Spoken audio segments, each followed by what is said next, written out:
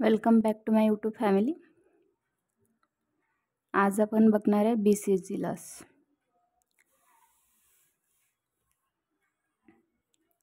क्षयरोग प्रतिबंधक लस BCG लस ही लस प्रामुख्याने क्षयरोगासाठी TB साठी वापरली जाते।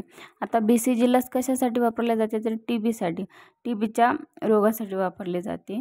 देशात क्षयरोग किंवा कुष्ठरोग सार्वत्रिक आहे, तेथे निरोगी बालकांमध्ये जन्मानंतरच लगेचच एक डोस देण्याची शिफारस केली जाते। आता BCGचा डोस म्हणजे जन्मानंतर लगेचच एक डोस दिला जाते।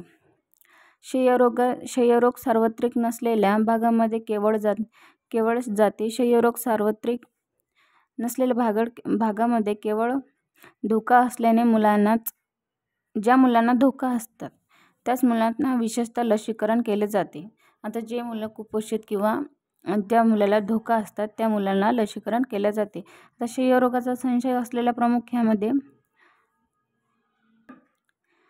प्रमाणामध्ये वैयक्तिकरित्या तपासणी आणि उपचार केले जातात। ज्या प्रौढांना क्षयरोग नाही आणि पूर्वी लसीकरण केले जाऊ शकते। BCGची बुरशी, अल्सर संसर्ग आणि इतर नॉन ट्यूबरक्युलोसिस मायकोबॅक्टेरिया संसर्ग आणि याविरुद्ध देखील थोडी परिणामकारकता आहे। व्यतिरिक्त ती काही वेळा मूत्राशय कर्करोगाद्वारे उपचार भाग म्हणून वापरली जाते। काही वेळा मूत्राशय कर्करोगाच्या उपचाराचा भाग म्हणून वापरली जाते मूत्रद्वाराच्या सहाय्याने। आता क्षयरोगात संसर्गापासून बचावाचे दर मोठ्या प्रमाणात बदलतात आणि बचाव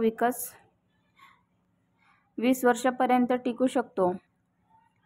सुमारे 20% मुलांमध्ये ही संसर्ग होण्यापासून प्रतिबंधित करते। क्षयरोगाच्या संसर्गापासून बचाव दर मोठ्या प्रमाणात बदलतात आणि बचाव 20 वर्षांपर्यंत टिकू शकतो। सुमारे 20% मुलांमध्ये ही संसर्ग होण्यापासून प्रतिबंधित करते आणि ज्यांना संसर्ग होतो त्यांच्यापैकी अर्ध्या जणांचा रोग विकसित जाते।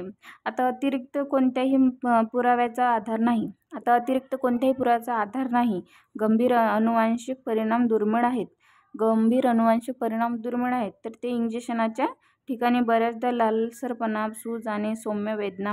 आता ज्या ठिकाणी इंजेक्शन दिले जाते त्या ठिकाणी सूज येणे, लालसरपणा, वेदना, खूप जास्त प्रमाणात वेदना होणे असे त्रास होण्यास बरे झाल्यानंतर एखाद्या जखमेसह एखादा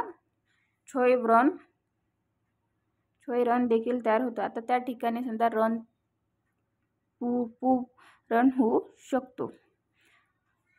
प्रतिकारशक्ती कमवत असल्यामध्ये अनुवांशिक परिणाम अधिक सामान्य आणि संभाव्यतः अधिक तीव्र असतात।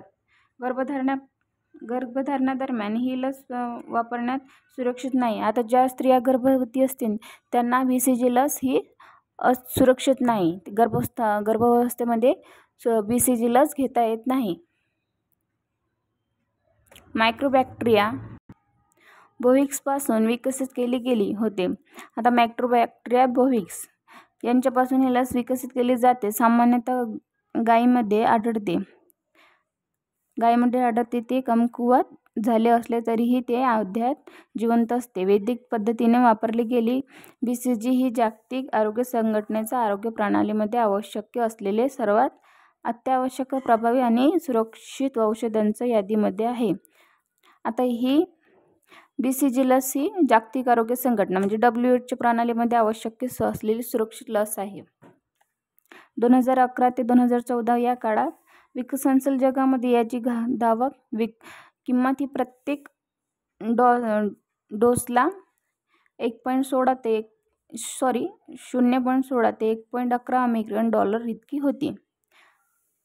अमेरिकेमध्ये याची किंमत 100 ते 200 अमेरिकन डॉलर्स इतकी आहे। तर 2004 मध्ये जगभरात सुमारे 100 दशलक्ष मुलांना दरवर्षी ही लस दिली जाते।